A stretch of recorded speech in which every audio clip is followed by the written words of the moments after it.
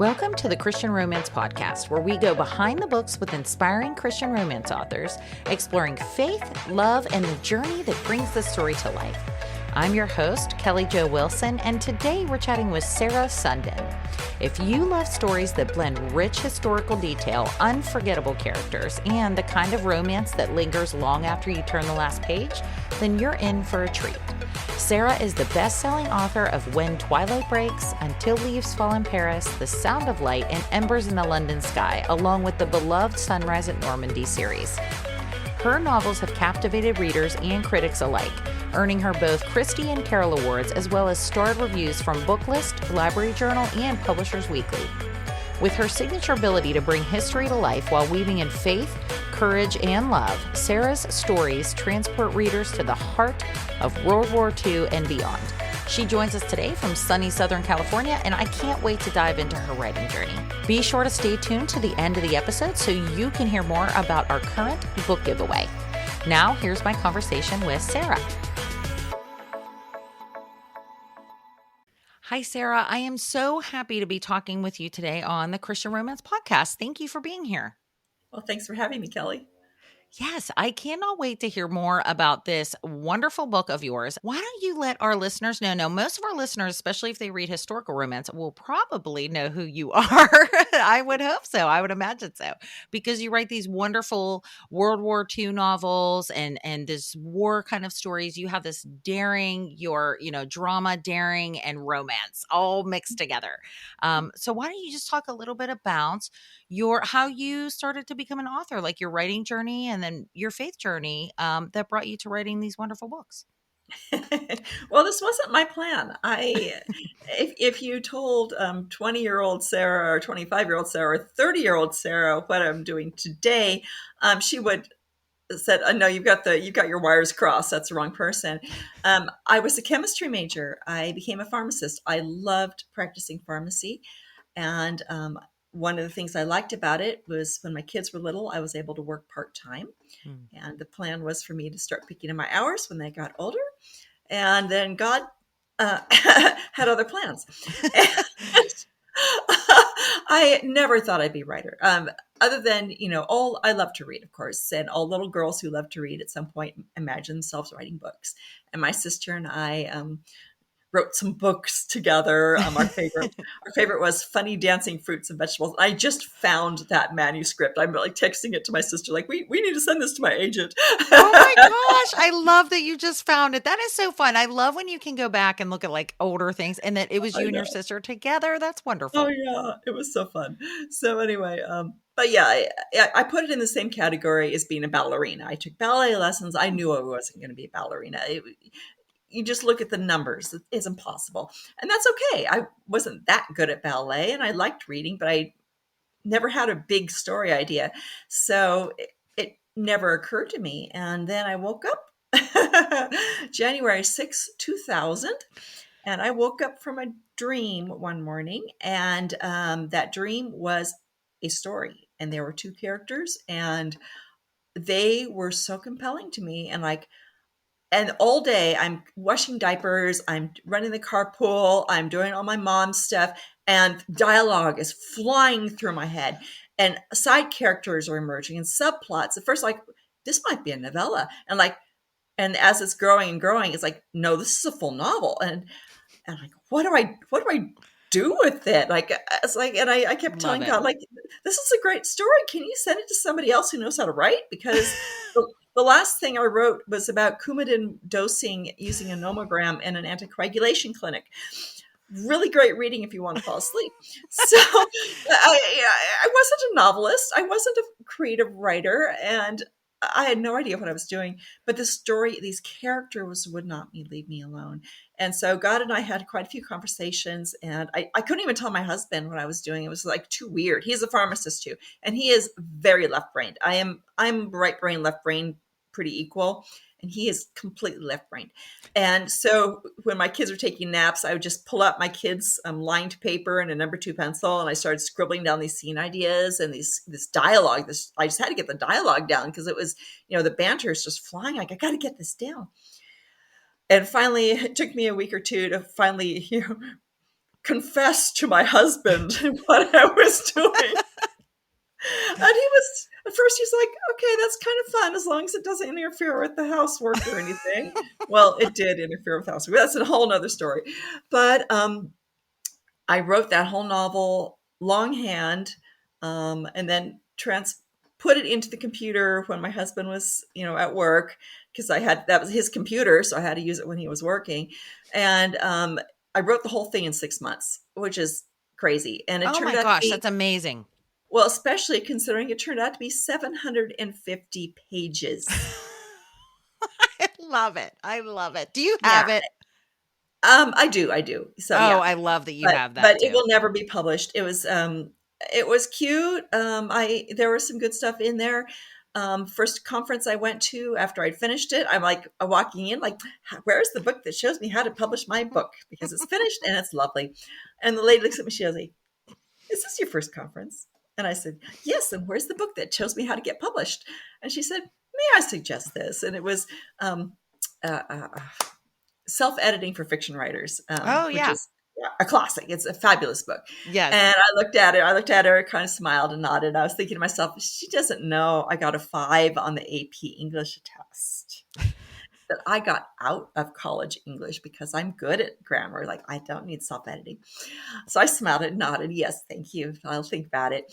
And then that was the beginning of the day. Then I went to all the workshops that day and went back and bought that book, because I might know punctuation, grammar, spelling, but I didn't know the conventions of fiction writing, which is what I needed to learn, and which was not exactly opposite of what I learned in high school English. Was like, never say said, she muttered, exclaimed, Oh, I know. proclaimed. It I was all know, I just know. Meanwhile, really, nowadays it's like, no, you should have yeah, like don't. 2 times max of Oh yeah. saying something other than said. Yeah, exactly. And I had every ly adverb you can imagine in that book. Merrily, joyfully, readily, sadly. I mean, everything. I love those ly adverbs. So I went through, and they also told me, like, you cannot, simple contemporary romance, you can't go over 350 pages. Well, that's over half my book had to be cut. Well, I did it. I went home and I cut that book down to 350 pages. I made all those changes. Which was a huge lesson for me. First of all, my word Mhm. was not scripture. My first draft, you could see like, oh, I added a comma there, and maybe I changed a word there. And I go for 10 pages and there are no changes. And now, now my drafts are read. But anyway, so I came home and fixed that book. In the process, I got an idea for a second book, wrote that, another book that will never be published. And that's okay, because that one I was able to start off knowing those conventions, writing that straight. And then while writing that second book, I had the idea for what became A Distant Melody, which was my Mm. first World War II novel. And I put that off thinking, well, that's research, and I'm writing contemporary, and I don't want to do historicals. But this other idea wouldn't leave me alone. And then I had the idea of putting it in World War II. First, it was like I knew it was historical. And then I saw a special on the US 8th Air Force, Oh, which was the B 17 bombers that were based in England. And I remember that my great uncle was a B 17 bomber pilot. And I knew my hero in the story was a pilot. But I was I had them all over the place. Like, and then I remember that, like, and I realized it's like I could use like Uncle Rod's letters. And and so and then I started doing a little bit of research, and then I really got into the research, and then that started feeding off of each other. Well, it took, well, from that first dream the year 2000, it took 10 years until that first book was published. Some of those years were learning how to write, and then I had many years of rejection. But it took 10 years for that first book to be published. So believe me, when asked about the journey God had me on, oh, so many lessons. So many lessons. I told you I got a 5 on the AP English test. I was a pharmacist. I was second in my pharmacy school class at the top pharmacy school in the nation. Everything I put my mind to, I could do. I'm yeah, smart. Yeah, I can make things happen. And absolutely. I couldn't make this happen. I love that you share that and that you like are bringing attention to that because it's so true, right? Yeah, He plucks you out of your life. And I mean, this life that you're starting, I love Mhm. too that your husband is also a pharmacist, especially, and he's so left brain because I could just see him being like, "Oh my goodness, what are you talking about? Like you're gonna, and I, as a nurse, I can appreciate your Yes. anticoagulation about Yes. Coumadin. So Yeah, trust yeah. me, I appreciate your writing for that. Um, but yes, it's very, very true. He can definitely just pluck you out of your life. I mean, look at the Yeah, disciples, right? He's Peter and I them, they're know. fishermen. Like they're like, what? They just have to Yeah. pick up and leave. And but your vigor with it and your persistence and the courage it Mhm. takes to do that, to stay with it and to Yeah. learn more about it. He saw in you probably this sense of like duty that you're gonna fulfill it. You're going to work hard, you're going to figure it out, and you Yeah. certainly have. And I'm sure, it's always a learning process, right? He never lets us be comfortable. Oh, yeah, exactly. Never, never. And So, he likes to humble his children, and I needed some yes. humbling. I needed some humbling, and this humbled me, and it continues to humble me. It is a constant humbling process, and I welcome that because arrogance, pride are the worst things that a Christian and a human being, and they're very common. And being a writer, there is that temptation when people say, "Oh, you're amazing, Sarah." Like, no, I'm not amazing. I'm a I'm a human being. I'm just as flawed as everybody else. I just happen to have a really weird job, and it's one that's more public. The only thing amazing in me is what Christ is doing in me, Mm. and that includes a story. Just having story ideas, I know, is a gift from God because, as I said, before that date, I never had a story idea. Never had a story idea. And God said, guess what? Today I'm making you a writer. And, It's so, so and he crazy. gave me a story idea. And Love one it. of the ways he humbles me, most of my writer friends talk about having so many ideas, they have to decide what to work on. Not me. I joke that it gets me one idea a year. I write one book a year. For the current contract, the one I just signed, I went into that blind. I went to my agent and my editor. I said, I want to keep doing World War II. I have no ideas right now. Got anything? And I had some really vague ideas like, well, there's this group of boats that went into Brittany and dropped off agents. Like, that's kind of cool. Maybe I could play with that. I mean, I had like really, really vague ideas. And so I'm completely desperate, dependent on the Lord for those ideas. And then I'm like I've got to get this proposal written, Lord. I mean, my sales are good. My publisher loves me. They want another proposal for me. I mean, it took me a long time to get to that point where Yeah. they want a proposal for me. There were many years when my sales were and they're like, well, let's see what you come up with. We'll think about it. We'll run some numbers and see if we want to continue publishing you. And that was legitimate. They've got to keep their business going so they continue their ministry. So, but I finally reached the point where they're eager to see a proposal for me, and I had nothing. And so, but it forces me to be dependent on the Lord and say, "Okay, Lord, I've got nothing. You've got everything, and please give me something." Yes, Three ideas. That's absolutely. all I need, three I love ideas. that you're saying that because everybody, I will say that I mean, and the authors that I've talked with a lot of times, it is like that. Like you said, they have these characters and they're just gnawing, they're chomping at them and they have to get them down and they have all these ideas. Even in my personal, like, writers groups as well. Mhm. And like friends, but I am not that way either.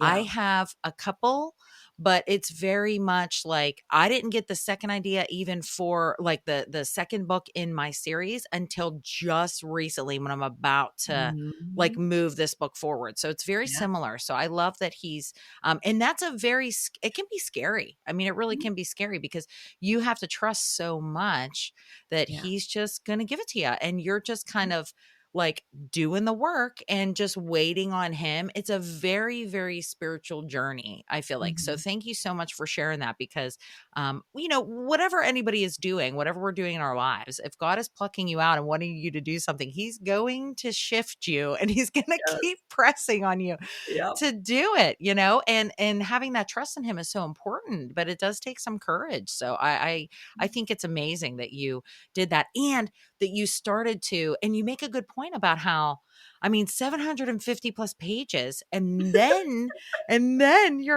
you're editing it, and then you have another book, and after that you got the idea for your first Mhm. published book. So Yeah. that's like it's so encouraging because it just, it's like running the water and letting the cold water run until it gets warm, Yeah. until, you know what I mean? Like, so it's very much, it's very encouraging to anybody. I feel like starting out anything new, and feeling like they don't have all the answers. They don't, they don't know what they're doing, Yeah. but they're staying the path. And I love that he has, brought you to this place now, to where you have all these wonderful books. So you said your great uncle was a B-17 pilot. Yes. So he was he the inspiration a little bit for the character in your first For book? that my first, it was actually 3 books. So I had 3 brothers who were all B-17 bomber pilots, and they kind of Oh. tag team each other from 1942 up through 1945. So I could follow, because each pilot would only fly one tour, and it would only last a certain amount of time. But I Mm, wanted to tell the story to VE Day, and I knew it actually started off as a single book, and then as I was writing it, I felt like I'm leaving the story at 1943, which is a horrible time in the air war, and like they were just dying and there was no victory in sight. It's like I kind of want to finish that story. And then I've said, oh yeah, he's got 2 brothers, and I could I knew one was already a pilot and the other one knew how to fly, but I had him as a pastor. Like, oh, but then it's like, whoop, and I had the 3 ideas, and I can, that I can take it all the way through VE Day and tell the whole story of the air war and a story of 3 brothers. And so that was how that developed. But so my great uncle he started off as a navigator, and on December 6th, 1941, mm, he was serving as a navigator in a B-17, a group of 12 B-17s that was on its way to the Philippines. And so they had to stop at a little place called Pearl Harbor. They'd never heard of it. They had to stop there to refuel because it doesn't carry enough fuel. And so they stripped out all the guns. The entire plane is just full with fuel because that's a long way from Hamilton Field, which is north of San Francisco, all the way mm. to Hawaii. Oh And that was yeah. at the absolute limit of the B-17's range. So they take off in the evening, and they fly into Pearl Harbor December 7th, 1941, in the Mm, morning, and they are being shot at by everybody, the Japanese in the air, mm. our guys in the air, the guys on our Navy, because this is right in the middle of the attack. So he was a Pearl Harbor survivor, Mm. and he went on, Praise flew a. Jesus that he survived. I know, Oh man. and one of my praises is that he was a storyteller. He and Yeah. his brother, my grandfather served in the Navy as a pharmacist mate, ironically, but that's actually a medic. That was the Navy's term for a medic. Oh, And okay. so he was a medic in a hospital on Guam late in the war, but he was a storyteller too. So these 2 brothers were storytellers. So I grew up surrounded by stories that they'd gone through, and finally realized later, not until I was published, that that was rare. Most of the men when they came home, their way to cope with what they'd gone through was to not talk about it. Yeah, yeah. I feel But like that's still like that a it's little very bit, common. Yeah, very much, exactly. very uncommon that they Yes, did that. that So they were yeah. storytellers, and they told funny stories. They told harrowing stories. They told all the stories. So I grew up with that. But yeah, so he flew a tour from Australia very early in the war, and then came home, took some more training, flew from England. So I actually based the middle brother in my steer. I kind of based his career on my great uncle's career, and threw in a few more details. He's not my great uncle at all, but I just threw in a few more details, some tension with his father that was similar to what my great uncle had gone through, with a different reason. But I was kind of playing with that. But the B-17s themselves, that was totally inspired by him. Oh, So that is that's where so that came neat. from.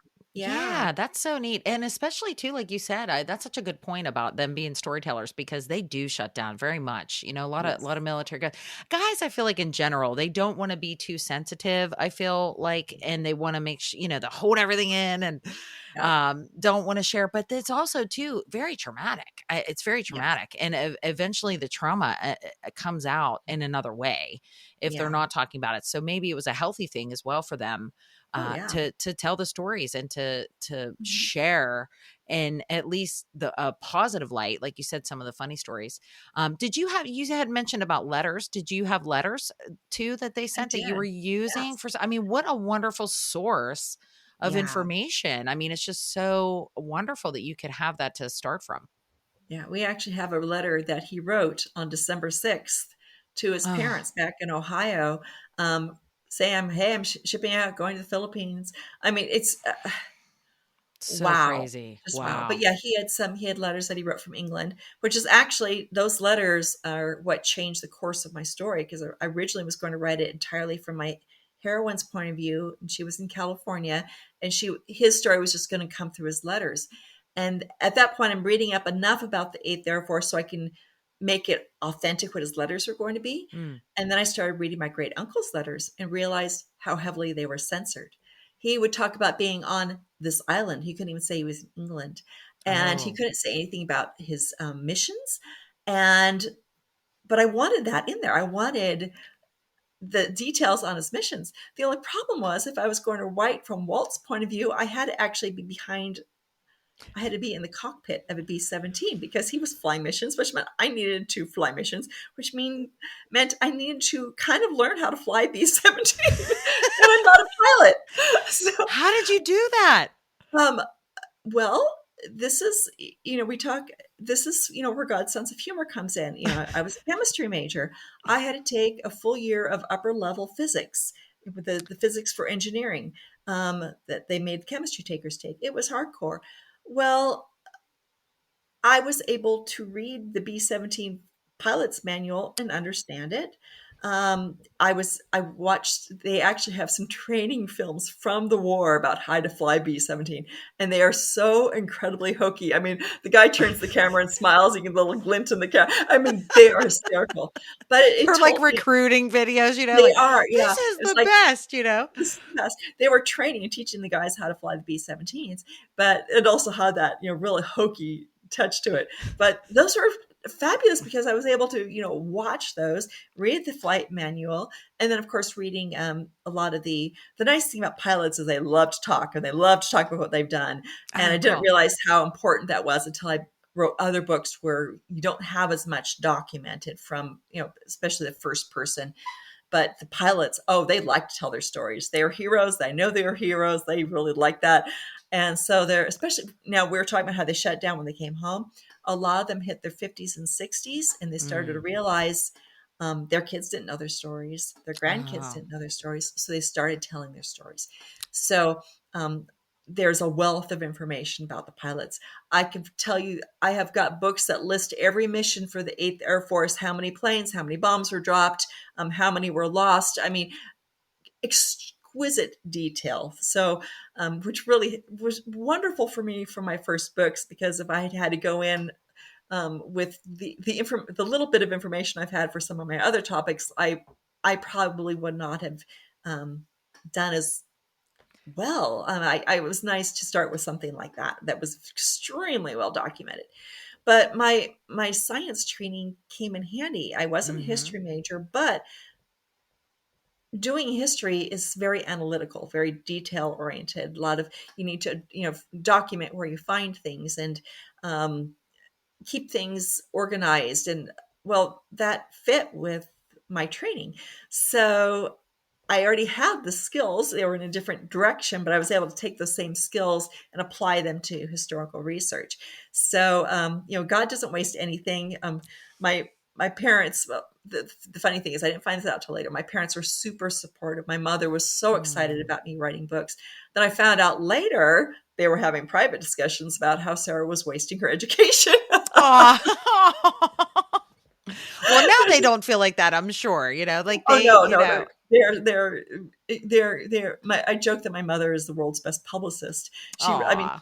so if a woman in her 80s comes up, you live not too far from my Oh, that's mother, right. and Yes. if a mother in her 80s comes up and gives you one of my bookmarks, that's my mom.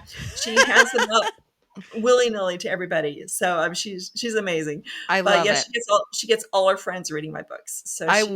I want her to come up to me. I want to meet her. I'm gonna go hanging around close to where they are just so I can possibly run into her. Oh my gosh. I'll be like, I totally agree. Give me some of that. Give me a snack. I will pass them out too. I promise. Yeah.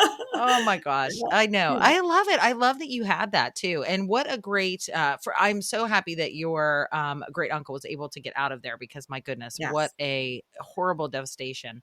I know. Um but yes, that is so fun. And I was going to say like even your skills like the chemistry, first of Mhm. all, oh my gosh, you were able to read the flight manual and understand because of your chemistry. Like you said, God does not waste anything at Yes, all, for anything. sure. But then even just from the other side, from the pharmacy side, Mhm. from that kind of study, you have to it really does help. Like I know just from even my medical background, you really learn how to find credible sources for Mhm. things. You really have to know how to research what is most current or what is credible, and I Mhm. know with historical research is a little bit different because you want to have those like sources like the of 3, I think it's like the rule of 3. But, in all of that, yeah, all of that is all. See, Mhm. it was all part of your journey, Sarah. It was Oh, all absolutely. part of it. Everything is Absolutely. is all inclusive. Um, And of course, especially being a nurse, you'd understand, healthcare. mhm. There's so much drama. Yes. Even though I was in the pharmacy in the hospital, so it's a little we're kind of the hospital pharmacist is pretty sequestered, but I would still go out and make rounds, and I would hear this. My techs would be out making rounds, and I would hear the stories, and there the drama in a hospital, literally life and death, and illness and Yes. injury, and all the horrible things happening, and there were so many things that if not necessarily inspired story elements, but inspired.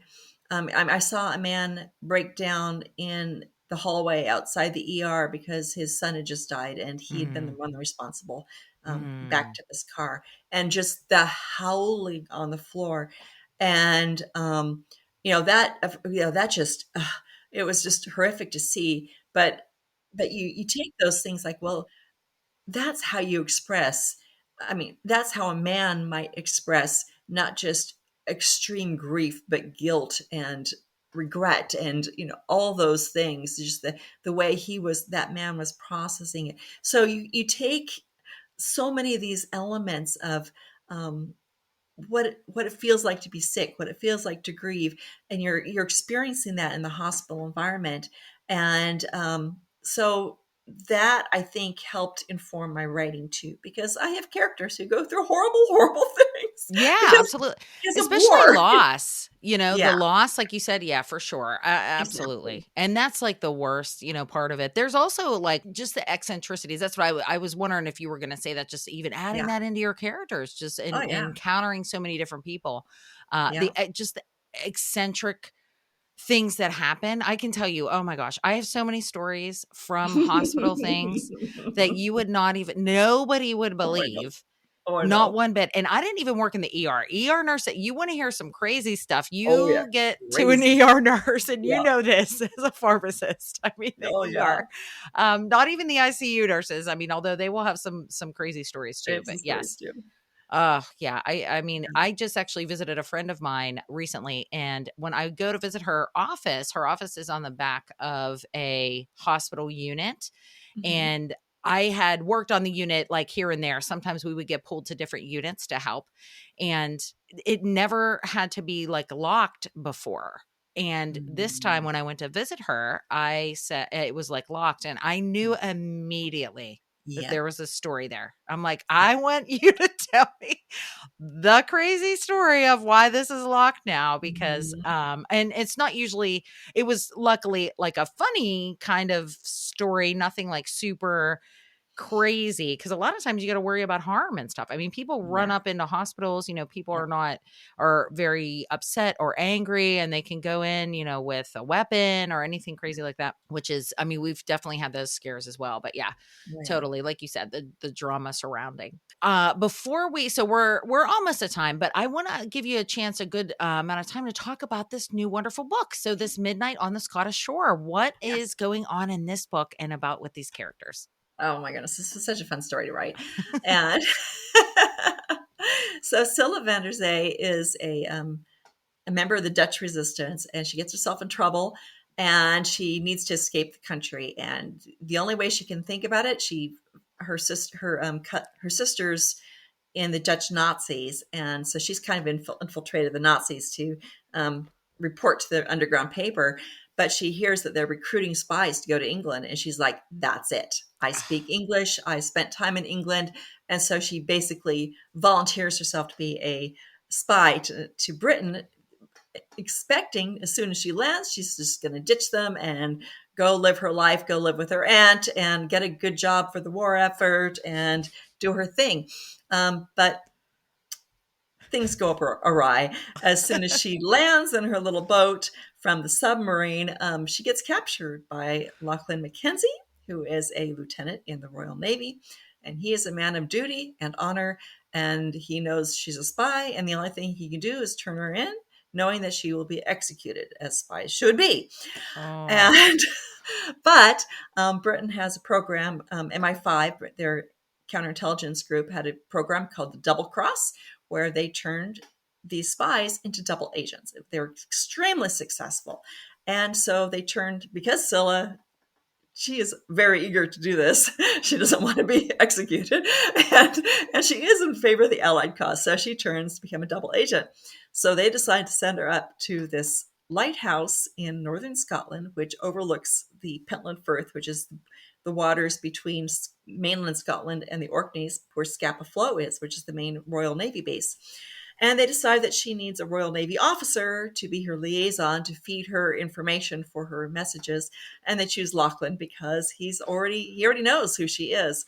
And he is not happy with this new assignment, working with a spy. She is a spy.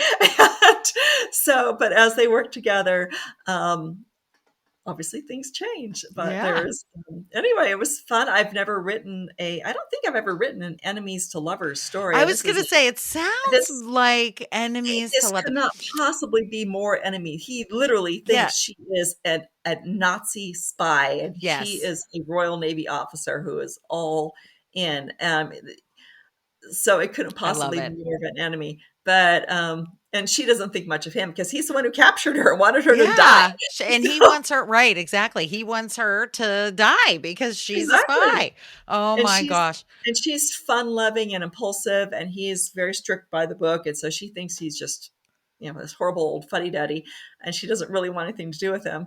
So Oh it my was gosh. Grumpy such a fun Sunshine, story. too. I Yeah, oh, love it. yeah, there was some of that. So Enemies, Grumpy Sunshine. Oh my goodness. I love it it was so fun. much. And a lighthouse in And the Scotland, and lighthouse in Scotland. it was such a fun story to write. Their banter. Oh, these two, they were so much fun. Oh yeah, and that's the best part I feel like about that kind of enemies to lovers thing, right? Is the banter, because they are like firing off and there's all kind of zings, and but then with all of that like frustration with each other, there's so much tension. And Yeah, I love seeing how it turns, like the yeah. little small things they start to see in each other Mhm. to turn them a little bit here and there, because it does have to be gradual. It's kind of funny Yeah. because enemies to lovers is kind of similar to friends to lovers, I feel like, because usually it's not I mean, it takes a while, right? It's kind Mhm. of slow burns. So they Yeah. need to start seeing good in each other and having like a common goal or like a forced proximity kind of situation. So, Mhm. oh, that's fun. That is Yeah. fun. It sounds awesome. Was it different with the Scottish element too? Was it different with the Oh, yeah. research? Yeah, actually, that was a challenge because Scotland being part of the United Kingdom, you hear a lot about Britain in World War II, and it's 99% about London. And so trying to Mm, find information about Scotland and Scotland's experience of World War II was different. mm, They were bombed, especially Glasgow. Glasgow was heavily bombed, but they were bombed later. So at the beginning of the war, especially early on, Scottish nationalism was a thing. It was a minority element, but still the idea that we should be our own country. And mm. so there was this minority group basically saying, this is the English war. This isn't our war. And so I actually played that. I took that, and Lachlan's brother is a ardent Scottish nationalist, and Mm. he was in jail because he refused to register for conscription. So they're enemies in the same household. And but I was able to play with that. Now, as the war progressed, especially after Glasgow was so heavily bombed in March 1941, and then Scotland was like, no, this is everyone's war. This is humanity's war. And they were all in. But there was MI5, which is ironically the same group that ran the Double Cross program, was really investigating the nationalists. There were some arrests in Scotland. So I was able to kind of play with that, but trying to find things about Scotland specifically in World War II was a little difficult because it's very lumped in with the United Kingdom. Mm. So I did find some resources, and I'd be reading the books and I just find a little bit about Scotland. Yes, there we go, and pull it out. This So snippet will go here. just a Absolutely. snippet, yeah. So finding those bits, but great fun. I'm part Scottish, and Oh, cool. my husband's half Scottish. He kept saying, "You've got to write something in Scotland in World War II." And I said, I want to." And so I finally had this idea, and there we go. I love it. It is so fun. You know what I love too about historical, which I was telling you even before we started, I have to read more historical. I am on a first historical book that I'm reading because I was always contemporary. But you can write so much of like you have this other story in the background, like the setting in Mhm. the background is like a whole other thing that you can tell. Yes. And from the viewpoint, and it's neat that you can transfer it from the viewpoint of the characters going through this thing and the way that they're reacting, but also really telling kind of two stories, like the story about Mhm. this couple, these two people, and also what is going on, like the history of it can be very real. Now I'm sure that you change some things up, like you said, you can play around with a few things and you have to fill in some gaps. But have you ever had readers reach out to you just like appreciating so much like your research with it and saying like, "Wow, I didn't even know that that happened and I looked it up." Or do you have that happen? Like Oh readers yeah, reach out to you? yeah, a lot. So, Oh, um, that's wonderful. which is why I try to be very careful with my research. It's Yes. impossibly you cannot be perfect. Right. There's something probably way more than one thing that's wrong in every book, multiple things that are wrong in every book. And many of them I will never find out because I did not live in that era. Right. So you can't do it perfectly. Right. There's only so much you can research. And one thing I'm finding that's one of the biggest problems with historical research is you have to ask the question before you can find the answer. Mm. And so sometimes you have to think to ask the question. And my favorite example of this is my mother loves history. She loves reading, and she was reading a book and it was historical, I think 50s or 40s or something, Mm. and the heroine used a mascara wand. Now, I wouldn't have thought anything of it. My mother remembers when you had mascara in a little pot and you had a little brush and you dipped it in the pot and rubbed it on your eyelashes.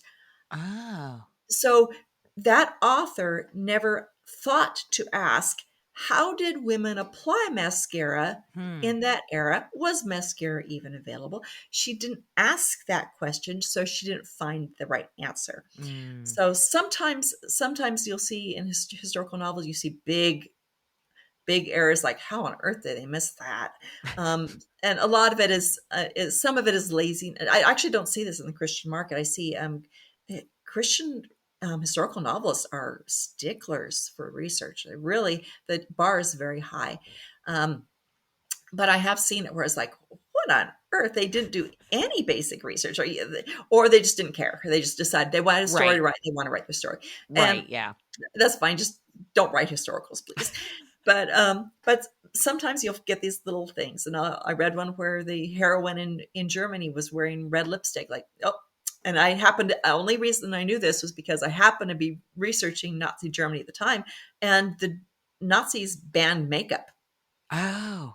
And so, yeah, there would be no red lipstick in Germany during the war. It's like, okay, See, so, what a but good once again, you point. have to but we all think when you think of the 1940s, bright red lipstick. And Mhm. sure, you're in England, America, France, everywhere else in the world, bright red lipstick, but that was not the Nazi way. So yeah, but you have to, what question are you going to ask? So I'm very forgiving on those types of things, because you can't ask I can't stop at every question and go, huh, was that a thing? How was that done? And I ask that question a lot, but you can't, there's a certain point where you, like, she flipped on a light. Okay, no, oh, wait, is there a wall switch or on the lamp? I mean, it's like a certain point you just kind of go, nah, write the I know. story. At Just a write the story. certain point, you're like, hold on, I got to flow. And then I got to ask that later, Yeah, because exactly. you would stop at everything. I mean, because those are the small things that, like you said, nobody would think to even ask. Yeah, I was yeah. wondering about the makeup and things like that. That's kind of funny that you said that, because I remember, I think I was talking with Tracy Peterson, and she was talking Mhm. about like the way they did their hair. Oh yeah, Um, or maybe it was either Tracy or Kim. It might have been Kimberly Woodhouse. And she yeah, was saying like how they actually had like a wand where it had, I said, did it have like the thumb, like the thing? Because you would think it would just be like a hot coal thing and it was like a yeah. wand. But no, they actually like had it, but Wow, which today, like you said, we wouldn't think anything of it because that's how we exactly. picture it. But Yeah. back then, but yeah, I would imagine that definitely gets tough. But like you said, at some point, you're going to have to hope readers will Mhm. suspend disbelief and just go, you Yeah, know what? We're just going to stick with this and we're going to yeah. move forward because And nobody is going to tell sometimes us. Yeah, and it's fiction. sometimes there's a little fudging where, like, you don't Yes. know how it's done. Well, she put on her makeup and left. I mean, yeah. You know, Sometimes we're yeah, chalking it up and to that's she's right. put on makeup. Yeah, and that's fine. I mean, how important is that to the I story? know. That exactly Exactly. how. Now, if you have it right, like if I wanted to, I could talk about her having a little pot, and because that's kind of the historical detail that readers like, oh, that's interesting. I didn't know Yeah, that. yeah. So I might choose, if I found a detail, I might choose to use it for that reason. Just those historical touches are fun. Um, but sometimes, like, I can't find the answer. I'm fudging around it. There was one book I did everything I knew to figure out where the women who are in the waves in the Navy Mm, in Boston, where they were, the officers, where they were quartered. And mm. I went through all my resources. I was emailing people and I got nowhere. And I like, I need to know where she's living. And I finally just said, the hotel. Yeah. And she returned to her quarters. I had to fudge. I knew she was stationed somewhere. I wished I could have said it was on this street in this hotel, and I couldn't find that information. Instead of Hmm. completely making it up and saying, I'm just going to pick a hotel and put her there, like, and find out later that was actually just a hotel at the time, I just, she went to quarters. And it's fine. It's there's nothing wrong with that. It is a true statement, and it doesn't hold up the story. I never had anybody say, "No, I needed to know which street it was on, which nobody cared about that." Right. So I cared about it, but no one else I did. know. I was gonna say you So cared about it. yeah, Well, I did. do you like whenever you're going through your stories and stuff, like how you had the dream? Once you have your idea, do you see it in like your head as a movie, or Yeah, is it like is that how you see it? Okay, I was yeah. just curious. I should start asking more authors that because I'm curious because I feel like I've heard some that don't, that it's a little different for them. But Mhm. yeah, that's neat. I can picture that too. I'm the Well, same way too. It's like well, a movie in my head. and I was just seeing this on social media, and I was stunned to learn that there are many people, I don't know what percentage of the population, that do not hear voices in their head, like inner dialogue all the time. They do not Yes. hear music going in their head, and they actually don't visualize things. And Yes. I've always had that. I'm like, I always have a movie playing in my head. I've got the soundtrack. I've got voices constantly. I'm talking to myself. I'm running conversations. I'm hearing my characters. I visual, lots of visual. It's like a movie going constantly. And I'm when I heard about that, I was sad. Like, I know. oh, I can't imagine what it'd be like not to have that. Of course, they don't know what it's like to have that. So, True, um, true. but But but yeah, there are novelists, and that's how I'm seeing the scene play out as a movie, and then I'm transcribing what I'm seeing. me too. And like, but there are novelists who don't do that. They don't see that. They don't hear the dialogue, and I don't know how they do. That is a completely different process than Mhm. what I have. So, but we're all so different, I know. and I'm an outliner, and yet people work without an outline. I'm like, I don't know how they do it. I would just go off in all sorts of tangents. but I need my outline. My outline makes me feel happy. I can understand. I understand a little bit once you get into flow state. Like once you have, like, say, once you have your basic structure in your mind, or even like most of the research, I can understand getting into a flow and kind of letting it go because that certainly has Yeah. happened to me. Like where things that I have not outlined have come about because that's just also part of Mhm. co-creating with God. You're praying about it, you think it's going to go a certain way, and then he's like, "No, no, no, no. I'm going to take you this way and then we're going to talk about this. We're going to talk about this first and we're going to I'm going to show you something in you and then you are going to put it here, right?" It just I can get that part, but yeah, I totally agree. I know, I feel so bad. I just heard that recently too that some people don't Yeah. have that inner Yeah. dialogue. And then it makes me wonder though, like when you're reading, how does that work? Because you're not always reading aloud. You're reading like what is it not a voice? I don't know how that works. I'm very curious. But also when I'm reading, I'm visualizing what's happening. Yeah, So, but there are 100%. people Yeah. who read novels and they're not seeing it in their head, Yeah. but they still enjoy reading. So, yeah, we're just God made us all so very different. Even our interior lives are so different. And how fascinating is that? I know. It's It is so fascinating. fascinating. And it all works together for good, like how he, Yes. in his kingdom in different ways. Everybody brings different perspective, which is wonderful. I Mhm. love it. Before we go, I wanted to just ask you, do you have a specific, just talking about co-creating with God, is there a certain verse that really encourages you throughout this journey? Because it did, like you said, you weren't thinking of yourself as a writer when you first started, and then you're kind of thrust into this life and Mhm. you're really trying to do your best and you're doing such a wonderful job. Is there something that has kind of one like anchor verse that has guided you through it? It's really an anchor passage, but in John Oh, 15. But I would say the John 15:5. I am the vine, you are the branches. mm, Whoever abides in me and I in him, he it is that bears much fruit. For apart from me, you can do nothing. There's a whole passage where Jesus goes on and on about the vine and the branches and the work he does in us. And it's all about you need to abide in me. You need to abide in me. That's where it all comes from. And that is the lesson he has been teaching me over and over again, coming at it from different angles because apparently I'm a slow learner.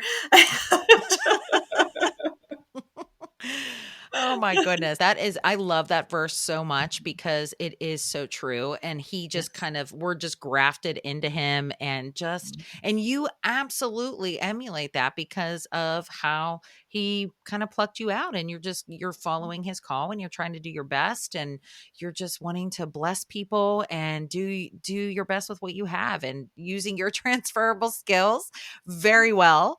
And I just love that. Thank you so much for sharing that. I think Well, that thank you. what a beautiful verse. And it's so absolutely fitting for you. I feel like it really is. It Well, really thank is you. because you are just living it and it's so inspirational. Also, before we go, why don't you mention a little bit about the writers conference, how you have the program director for the West Coast Writers Oh, Conference. yeah. It's so much fun. We just had our conference in November and Awesome.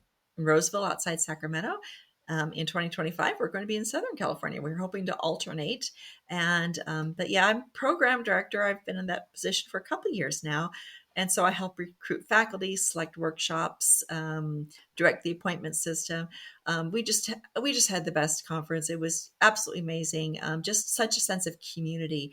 Writing is such a solitary, lonely profession, and it's weird. And most people, when you tell them what you do, they either look at you like that's really weird, or they're like, "Oh, that's amazing! You're the most amazing person I ever." know. So Two it's either reactions. it's like really high. Their esteem for you is really high or really low. Not like, "Oh, that's an interesting job." It's nothing. So to meet other writers, for it's like, yeah, we just have weird jobs. So Right. it's really good for us to get together. Um, Many of us are introverts, so it's kind of a time for us to get together and meet with each other. And West Coast, we have nonfiction and fiction, so we have a Oh, mixture. But because we're in California, it's a real mix of. I like it. It's very very diverse because California is so diverse, and so it's a. But we just, oh, it was just amazing. Our faculty were phenomenal. They were just in it. They were participating, and we had a writing lab, which is an interactive activity. I poked my head in there, and there were 6 people writing a story together, and one of them was one of our editors. I'm like, Oh, that's fun. this is the best. So Yeah, that is so yeah, cool. I love that. it just kind of takes off that whole, ooh, editors, they're, on another planet. Like, no, she was down there Yeah, she's in participating the in this grit. activity. Yeah, Yeah, exactly. yeah. And it was like, That okay, I is love cool. this. And that's the kind of faculty we like to attract, is faculty who really have a heart for writers, who have a heart for writing. And yeah, it was just a fabulous conference. I love it. I love it so much. I'll link it in the show notes too. If anybody Great. listening is a reader and author like ourselves and would love to attend. And what is the best place if readers want to connect with you? Where can they do that? My website, sarahsundin.com. And I'm on Facebook, Twitter, or whatever we're calling it this week. Threads, Instagram. Facebook is my big one, but Instagram is probably my second one. But yeah, I'm also on Pinterest. I don't look me up. I'm there. You're everywhere. I saw on your website too that you have a really fun free gift that if people sign up for your newsletter, do you want to talk about that a little bit? Yeah. I've written over the years some blog articles about life on the U.S. home front, rationing and war bonds and stuff like that.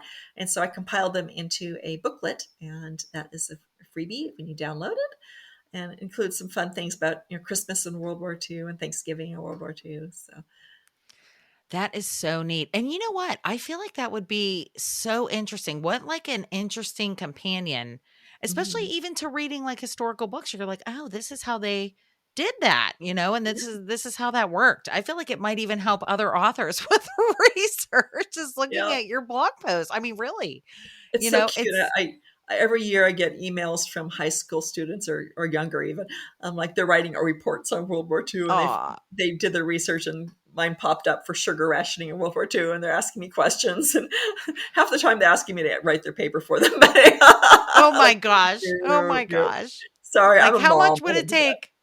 Yeah, Write my paper. they're asking questions, but you can tell the way they're asking. They just want me to give them all the answers, and they'll just put it in there like, I'll send you some resources.